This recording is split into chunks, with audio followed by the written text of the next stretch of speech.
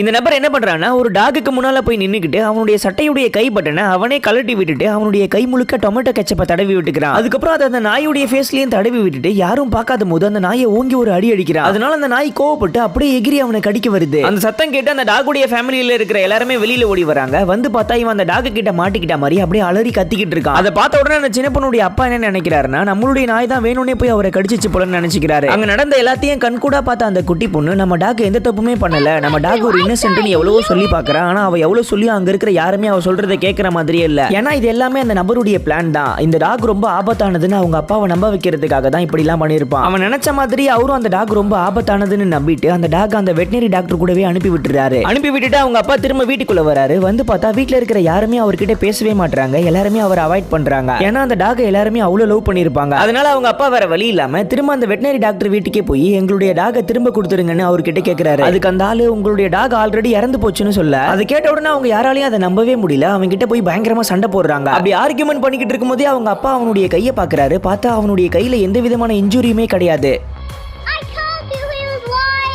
உடனே அவங்க அப்பா அவனுடைய மூஞ்சிலேயே ஓங்கி ஒரு குத்து விட்டுட்டு அந்த வீடு முழுக்க தேடி அவங்களுடைய டாகை கண்டுபிடிச்சு கூட்டிட்டு போயிடுறாங்க.